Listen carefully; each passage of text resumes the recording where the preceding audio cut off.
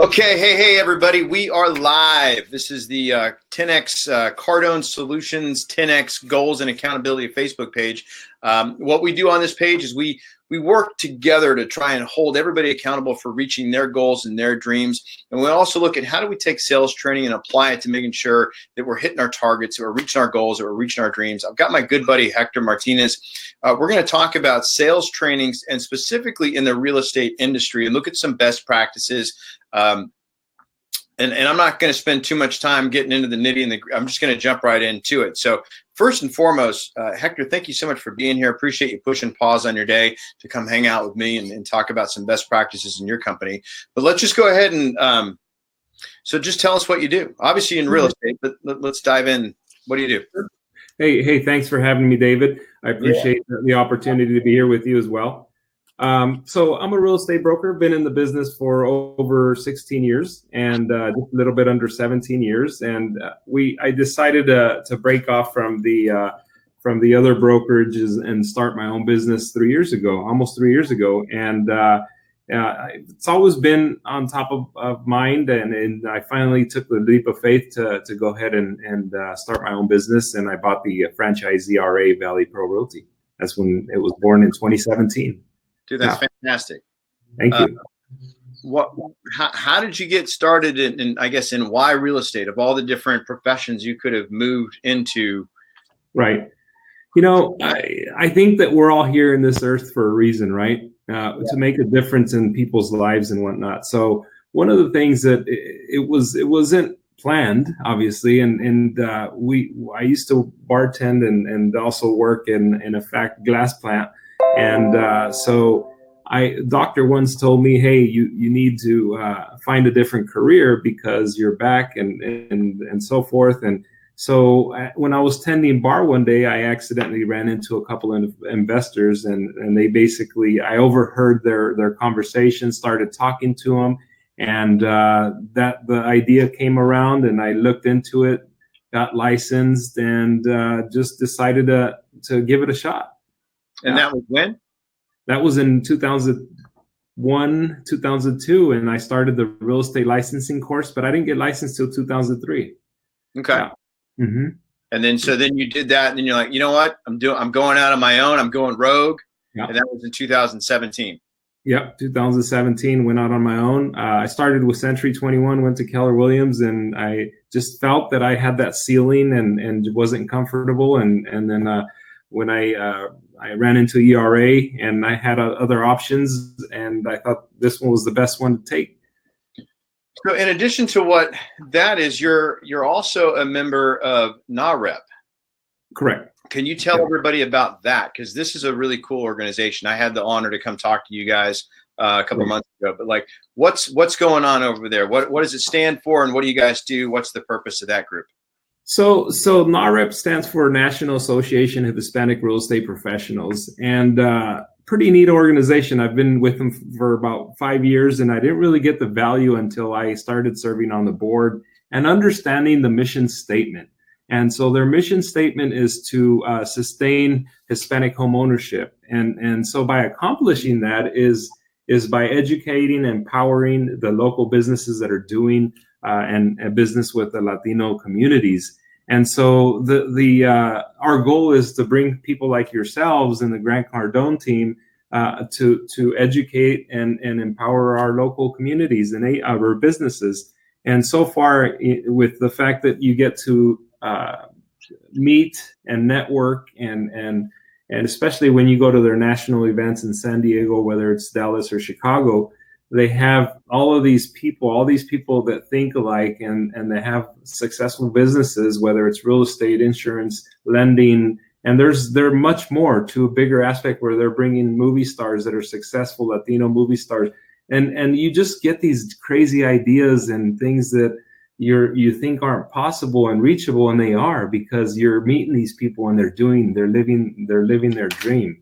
And that's what I like about that.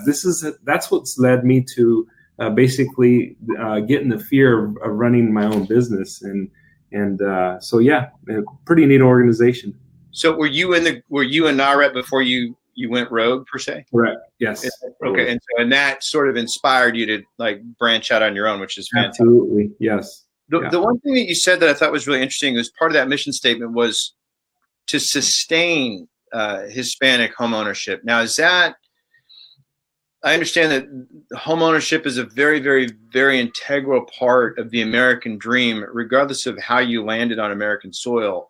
So could you just talk a little bit more about the idea, or what challenges have arisen within the community where you guys felt like, hey, we need to really help not just create it, but sustain it so it doesn't fade. Right. Sustain it and sustain the affordability, because a lot of the Latino families, they're priced out of the market. So we got to figure ways to, without having to put them in any kind of jeopardy of them losing their homes later down the road, to figure out ways to create more inventory, right?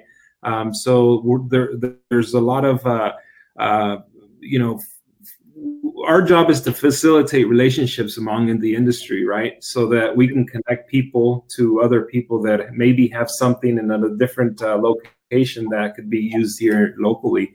And so they're advocating for public policy that supports the trade and association and our mission statement. And so they have a mission. They have a meet every year in Washington, and so it's a policy conference. And there's a report that comes out. It's the Hispanic Wealth Project, and you'll be amazed by these numbers that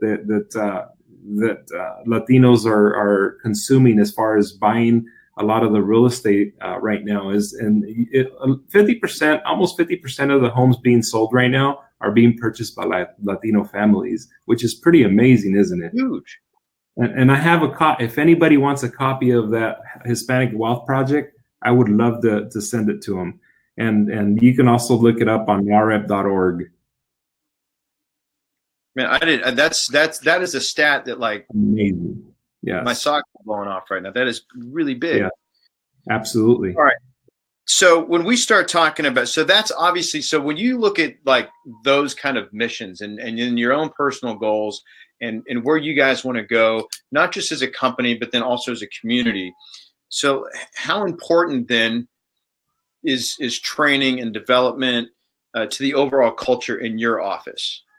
Right. And, that's a good question. And I love that question because obviously our value in our office is based on how we can help our agents grow, right? Their business. And anybody can come in, they're going to come in, get their license, but they don't understand the hard work and it takes to get your business to a certain level, right? And so my goal is to be transparent about, okay, if you come over, this is what's going to happen, right? This is the structure. We need goals, schedules, practice, and so forth. But, the value that we provide to our customers is key, right? That's how we are going to get repeat business. And value, when you're new, it's really hard to provide value because you really don't understand the market yet. So my goal is to help the agents fill in those gaps, right? Where they need help, where they understand more of where the value comes, how they can provide value to their customers and so forth.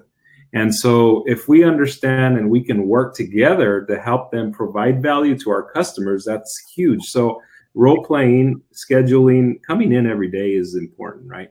If you have a job and you go to work, but you show up late at 8 o'clock, you're supposed to show up at 8 and you show up at 10, you probably wouldn't have a job, right? Right. So you need to treat your job. I'm sorry? That just doesn't work in a normal 9-to-5 setting. Right. And so being a realtor and providing value is you have to come in and get to work. Love it. So what are the standards then of expectation for if somebody's coming? Like if I became a realtor and I came to work for you, like what would the standard of what could I expect as a new realtor in your office? Well, number one is the mentorship, right? Is the guidance of where we got to go, what we have to do, set an action plan of action, set your goals, your big why, and then figure out how much you want to do and what it's going to take to get you to that level, right? And so number one is going to be having commitment, right? Having commitment to come in at a certain time, and making sure that you follow through on that. Anybody can say, well, I have 1 hour, 2 hours a day, 3 hours a day to come in and prospect and look for business. Well, it takes more than that. And so I'm going to be here to help you as long as they're here as well. If you show up, I show up. I will be here at 7:30 in the morning every day. And accountability is key as well. So, you know what I love about that? Like, so I work from home, right? You know that. Mm-hmm. And so like I have to have, and I'm in a shirt and tie right now, and I won't stand up, but I promise everybody watching, I am wearing pants. And so, and I have a suit, I'm in a suit right now, and I got a suit jacket back there. And it's like, there's certain little things that even though you work from home, like you gotta set like this work environment. And I think a lot of times people get into real estate, they get into it because they do have sort of control over their own schedule. Sure. Right. And you can sort of dictate things and have more autonomy when it comes to that. But if you're coming out of a traditional work setting and then getting into this, that amount of freedom and leeway could actually do more harm than good. Oh, absolutely. So you literally have to unlearn the employee mindset to take on the entrepreneur mindset. Because if you just jump right into that thing without having some structure into it, it's too easy mentally and physically to feel like you're off, like it's Saturday. On the money. Yeah. Like it's a Wednesday, you haven't accomplished anything yet. And you're like, well, what's going on? Well, in your mind, because you didn't go to work, it's Saturday. And then you catch yourself on the Xbox going, I'm not selling anything. Why is that? Yeah. So it's like, and when I first started working from home, I got that lesson from Grant. He goes, hey, listen, if you're going to work from home, man, here's what you got to do. You need to like literally duct tape on the floor an area that when you're in that zone, that's your work zone. Right? I give you props for doing that, because I tried that for a while, and I had kids at home. They were young, and it just didn't work. It worked for a while, but once they started crawling and they're like, Dad, they knew Dad was home. So that was yeah. Running around in the background, you're on a conference call and he's running by with a knife in his hand, and you're like, oh. I get it. My biggest challenge is a cat. So, so I love that your fundamental base standard is that everybody is required to appear at the office, and you have a set time to do that. Right. That's fantastic. What are there any other standards that for you are like non-negotiables? Like you want to work in the office, this has to happen. Well, when they come on board, we want to make sure they have at least 100 contacts in their database so that they can start calling immediately, because it takes a while to get people in your database. And once you get that 100 in there, there's no reason, and you can't say I don't have anybody to call, right? Yeah, right. Yeah. Cool. Do you ever have any like challenges with buy-in, or when you guys introduce something or a new program or a new tool, or and what do you do about it when you do? Well, yes, we do. And so our CRM, and there's always something going on where it's not functioning correctly or what have you. But ultimately, it's how you present the value to the agents and making sure they understand why they need to use these tools. And there's certain tools that we have, resources that ERA provides, like the security plan, where ERA buys it if we can't sell it, right? But there's certain, you have to get certified. You have the distinctive properties where it's $1 million plus, and there's exceptions where we do 500 plus, 500,000 plus, right? So it's all certification. It's all work, additional certifications you got to do. If you don't do it, you don't get it. So I think it's more of a time-consuming thing for them. And so it's helping them see the value on why they need to use these tools to get into the door. Yeah. Mm-hmm. So how important is it then from that for you to lead by example? I'll do it myself. Do it myself. Absolutely. Right. So, because have you ever found that, like in some organizations, like if that's not happening, it literally gives permission to anybody below the leader to not have to? You're right, and it does happen. and we've certainly experienced that in the past. And so we have strategies, and then we put deadlines on it. For example, we emphasized, we just implemented a new program that we signed up for. And so we did a deadline for October 31st. If you're not on there, and we're going to add, because it costs per user. So if you're not on there by October 31st, activated your account and done the certification training, you're out. Somebody else will be in. So, and has that ever happened? No, the deadlines, we just started implementing this deadline for this system here. Yeah. Have you ever had to ask somebody to, like, hey, we have, yeah. It doesn't work out. Yeah. Yeah. That's an awkward conversation. It's not a comfortable conversation, but it's not our fault. Right. No, exactly. Yeah. It's funny. I waited tables in Tinted Bar for many, many years. And one of the managers at the restaurant I worked at, she had this really cool analogy. She says, hey, and she was kind of a hard ass. So when she said this initially, I'm like, what do you mean? She goes, I've never fired anybody. I'm like, wow. Really? And she goes, yeah, no, everybody, anybody that's left, they quit. I just help them make it official. Interesting. Huh. Yeah. That makes sense. I talked to another guy recently. He says, yeah, I had to promote him to customer. Smart way. That's that's a very politically correct way of saying it. Right. Yeah. So in terms of sales, training, and development, you guys do a lot of role play in your office, right? Correct. How has that been? Like, what does that do for your agents? Well, the objection handling that you deal on a day-to-day basis is very similar, because it's all about, getting the highest dollar for our clients, and they don't want to pay a certain commission, or they want a certain price. So they're all very similar all the way around. And there's different ways to create value, right? So that they understand it's transparent on what you're trying to do, and they understand and see the market the way you do. So if you have a good presentation and you practice your presentation, then you have less objections, right? Because they understand, oh man, this guy is the professional. And sometimes I don't even have to show them our marketing plan, because they've already felt that, this guy knows what he's talking about. So when you practice, and I think I'm understanding, maybe I'm not answering your question. Oh, yeah. I think you kind of answered it already, but I just want to articulate the question. How do you feel role play has helped with the customer experience? Role play? Yeah. With the customer experience? Well, it's the value we provide. Right. So because when you guys are tight, when you're game on, when you're warmed up, I make this analogy all the time. There's not a pitcher in any league, from little to the majors, that's not going to warm up before he takes the mound. Absolutely. So as a sales professional, why wouldn't you? So I love that. And I feel like it one of the things that the people that don't do it, they like miss the point that not only does it warm me up, but it creates a better experience for my client when I get in front of them. Yeah.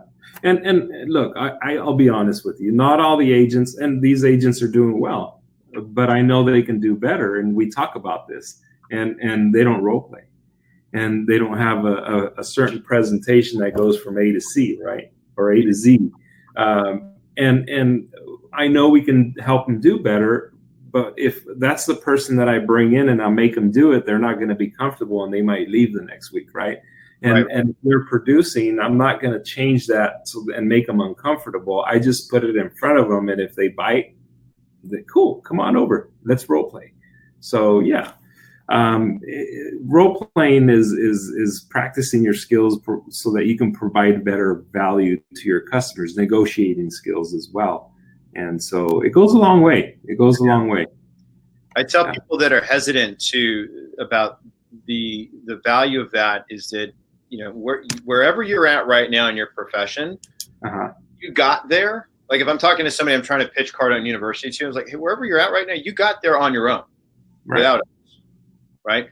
So if you're looking to get to your next level, whatever that may be, there's no like option on this. You're going to have to put forth additional effort, and you will have to be uncomfortable about it. Absolutely. Yeah. You're right. It's just, and that's just that's stand like life principle. So if somebody wants to drop 20 pounds, it's going to require additional effort and discomfort. Yeah. Right. Anytime you want to make a change, it's effort and comfort. It's just that's the way it is. That's the way it works. So if somebody, so people want, where are you located, first of all? So we're in Tulare County, Visalia, California. We're in between Fresno and Bakersfield, right in the middle. And so you've been to Visalia, right? Obviously, nice downtown. I don't know if you made it out there, but amazing downtown. Been here for over 40 years. And do you serve both Fresno, your area, and the Bakersfield market? We do have the MLSs, but the majority of our business is in Visalia and Lemoore and Hanford, Porterville. But we do business in Fresno, more business in Fresno than Bakersfield.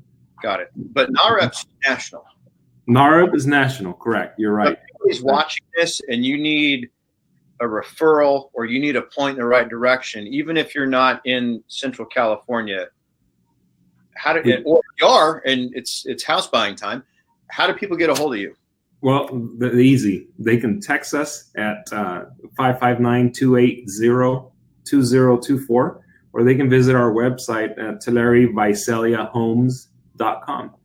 And really simple. We have a good, simple process and a referral fee that we pay for any referrals that come in. So hit me up, man. We're always willing to help, and we can reassure them that we're going to handle their clients and or family as well if they were our family and friends. Love it. So I mean, obviously the teams that practice together stay together, and you guys are tight, obviously. And so just Hector, again, thank you so much for sharing what you guys do in your office to maintain your level of professionalism. I guarantee you that whoever's watching this, they're going to get something out of it. It's going to help. Thank you again for being here today. And thanks for having me. You got it, my brother. All right. Take care.